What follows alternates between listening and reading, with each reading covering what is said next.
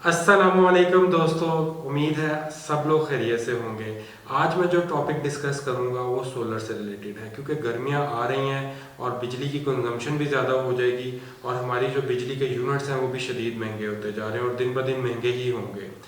तो इससे बहुत से लोग परेशान हैं और उनको ये नहीं पता कि हमें सोलर लगवाने के लिए क्या क्या चीज़ों का पता होना ज़रूरी है। तो इस वीडियो में मैं डिटेल में डिस्कस करूंगा कि हमें क्या क्या चीज़ें पता होनी चाहिए इससे पहले कि हम सोलर इंस्टॉल करें। और जिन लोगों ने मुझे अभी तक सब्सक्राइब नहीं किया उनसे रिक्वेस्ट है कि मुझे सब्सक्राइब करें, और अगर आपको ये वीडियो पसंद आई तो इसे लाइक एंड शेयर ज़रूर करें। दोस्तों, आज मैं 15 ऐसे पॉइंट्स डिस्कस करूंगा जिनका आपके पास नॉलेज होना बहुत ज़रूरी है इससे पहले कि आप सोलर इंस्टॉल करें। इसमें सबसे पहला पॉइंट ये है कि आपको जो सोलर पैनल्स हैं उनकी वॉटेज का आइडिया होना चाहिए कि कितनी वॉटेज के कितने पैनल्स आप इंस्टॉल कर रहे हैं, और उससे भी बढ़कर उसकी ओरिजिनलिटी का आपको पता होना चाहिए। वो ये कि ये टायर 1 के हैं, टायर 2 के हैं। ये आपको पता चलेगा जब आप उसकी डॉक्यूमेंटेशन, इंपोर्ट डॉक्यूमेंट्स लेंगे तो आपको पता चलेगा कि ये किसी नॉर्मल रिप्यूटेबल जो रिव्यूअर है उसने इसको टायर 1 करार दिया है, यानी कि आपके पैनल्स ओरिजिनल हैं। उसका ये भी पता चल सकता है कि उसके पीछे एक बार कोड लगा होता है। अगर वो बार कोड स्कैन होकर कंपनी की वेबसाइट पे आपको डाइवर्ट कर रहा है और उसका एक पैनल का एक कोड स्पेसिफाइड है, तो इट मीन्स कि आपका पैनल जेन्युइन है। दोस्तों, दूसरा पॉइंट जो आपको पता होना बहुत ज़रूरी है वो ये है कि आपके पैनल्स पी टाइप है या एन टाइप है।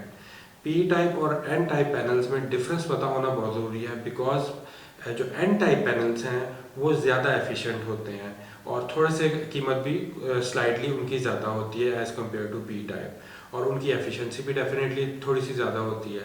लेकिन बताते चलें कि पी टाइप भी पंजाब रीजन जहाँ पे बहुत अच्छी धूप लगती है वहाँ पे पी टाइप भी कामयाब हैं।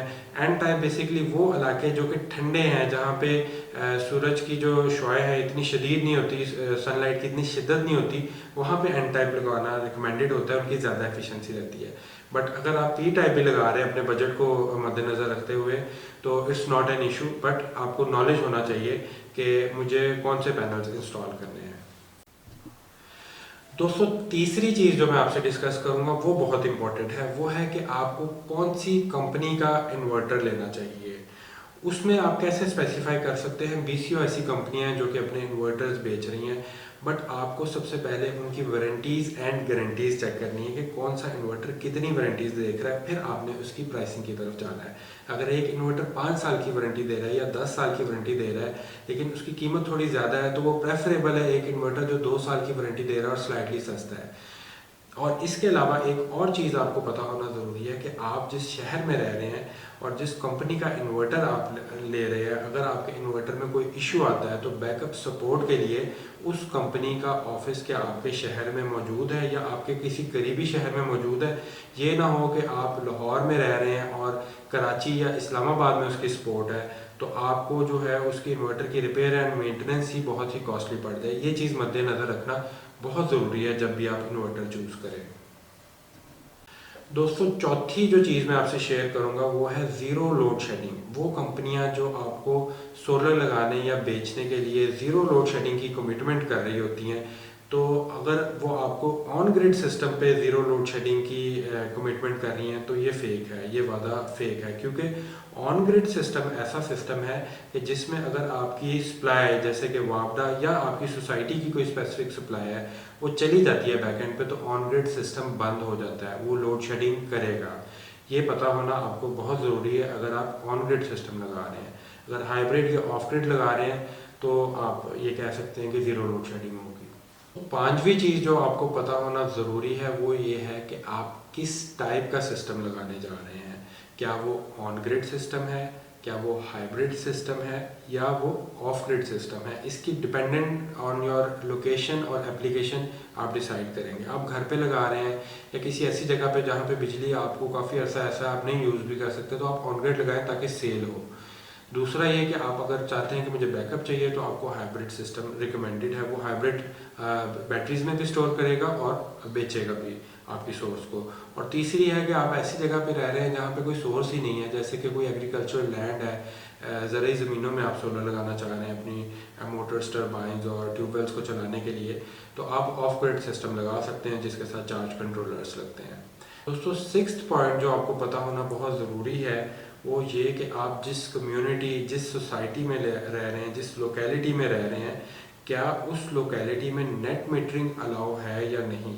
जैसे कि मुतअद्दिद शहरों में अब आजकल नई सोसाइटीज़ बन रही हैं, तो वो अपना बिल भेजती हैं, उनका अपना पावर हाउस होता है, तो आपको ये कंफर्म कर लेना चाहिए पहले कि क्या वो नेट मीटरिंग अलाउ करती हैं या नहीं, क्योंकि अगर आप ऑन ग्रिड सिस्टम लगा लेंगे तो आपके लिए बहुत फिर प्रॉब्लम है। आपको फिर हाइब्रिड की तरफ जाना चाहिए या फिर ऑफ ग्रिड की तरफ।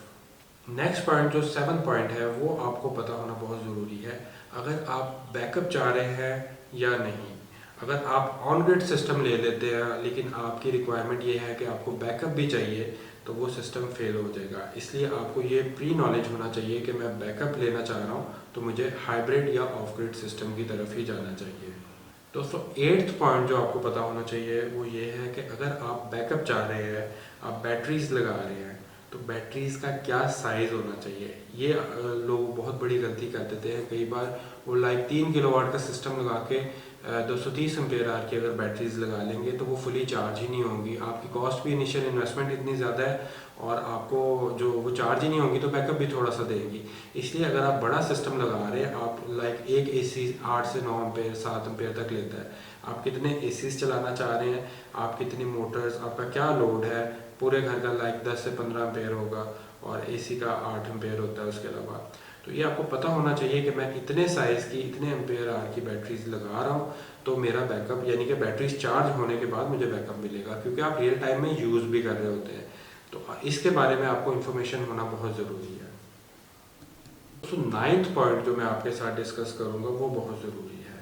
आपको ये पता होना चाहिए कि क्या आपकी छत पे इतनी स्पेस है कि जितना सिस्टम आप लगाने के लिए प्लान कर रहे हैं वो लग सके। बिकॉज आप अपनी रिक्वायरमेंट के हिसाब से 15 किलोवाट का सिस्टम सोच लें, लेकिन आपके पास 6 किलोवाट लगाने की स्पेस है, तो ये आपको पहले आइडिया होना चाहिए, इससे पहले कि कोई इनकन्वीनियंस का आपको सामना करना पड़े कम स्पेस होने की वजह से।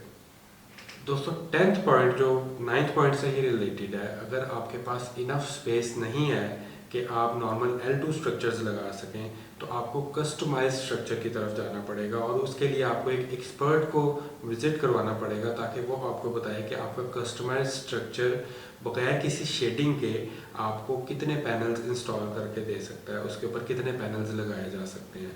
कस्टमाइज स्ट्रक्चर से रिलेटेड आगे मैं आपसे डिस्कस करता हूँ। दोस्तों, 11th पॉइंट जो मैं आपसे डिस्कस करूंगा वो है हाइट रिस्ट्रिक्शंस। अगर आप कस्टमाइज स्ट्रक्चर लगा रहे हैं तो उसमें आपको दो चीज़ों को मद्देनज़र रखना बहुत ज़रूरी है। क्या आपकी बिल्डिंग डिपार्टमेंट, आपकी सोसाइटी, जिस भी एरिया में आप रह रहे हैं, उनकी कोई बिल्डिंग रिस्ट्रिक्शंस तो नहीं है हाइट से रिलेटेड कि आप इतनी हाइट से ऊपर नहीं जा सकते। दूसरी चीज़, अगर आप बहुत हाइटेड स्ट्रक्चर लगा रहे हैं तो विंड प्रेशर ज़्यादा होने की वजह से वो उस पर लाइटनिंग स्ट्राइक भी गिर सकती है। दूसरा ये कि वो विंड प्रेशर की वजह से आपकी प्लेट्स भी उड़ सकती हैं या डैमेज हो सकती हैं।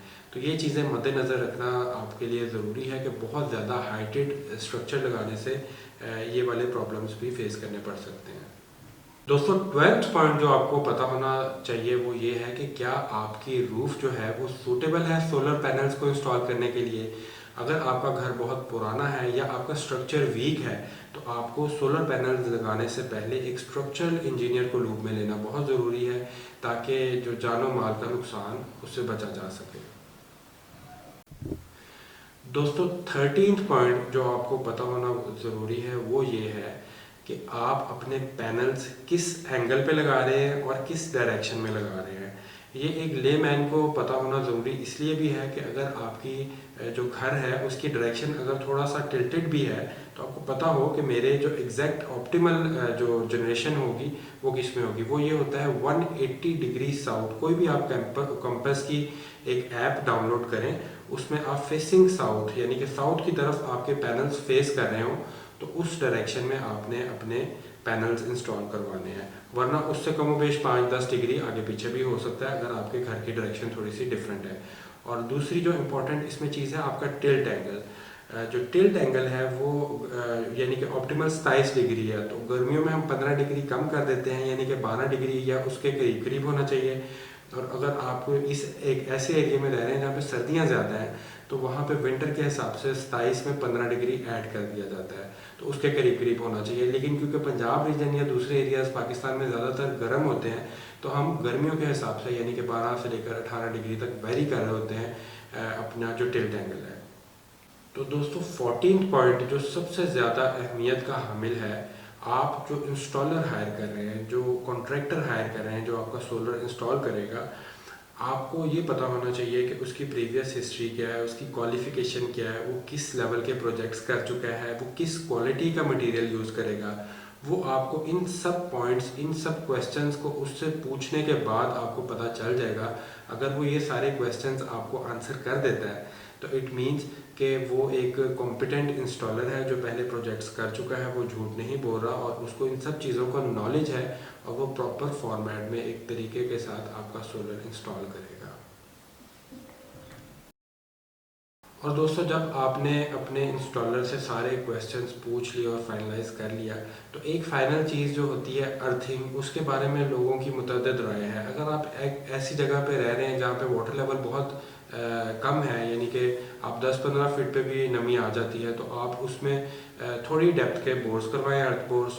और कितने अर्थ बोर्स होने चाहिए ये भी आपको पता होना ज़रूरी है। स्टैंडर्ड ये कहता है कि अगर आपका एसी जो उनसे पहले आपने बोरिंग नहीं की, अर्थिंग नहीं की हुई, तो एक आपका बोर एसी के लिए होना चाहिए, दूसरा आपका बोर होना चाहिए डीसी के लिए, जो डीसी एसपीडीज और आपके इन्वर्टर की भी ग्राउंडिंग होती है, वो सारे उसके लिए वो चाहिए होता है। और एक तीसरा बोर हमें क्यों रिक्वायर्ड होता है? तीसरा बोर एज पर स्टैंडर्ड वो होता है लाइटनिंग प्रोटेक्शन के लिए। अगर आप काफ़ी ऊंची हाइट पे किसी स्काई स्क्रेपर या किसी 3rd-4th स्टोरी के ऊपर सोलर इंस्टॉल कर रहे हैं, तो वो ऊंची बिल्डिंग होने की वजह से वहाँ पे बिजली के गिरने का खदशा ज़्यादा है। तो आप लाइटनिंग अरेस्टर या अर्ली स्टीमर एमिशन, ये 2 टेक्नोलॉजीज़ हैं, ये आप लगा सकते हैं डिपेंडिंग ऑन योर बजट। तो उसके लिए एक अलहदा बोर करना ज़रूरी है, यानी कि टोटल स्टैंडर्ड के मुताबिक 3 अर्थ बोर्स करना ज़रूरी है, और उनकी जो अर्थ रेजिस्टेंस वैल्यू है वो 5 ओम से नीचे होनी चाहिए। बहुत अच्छी बात है अगर वो 1 से भी नीचे हो,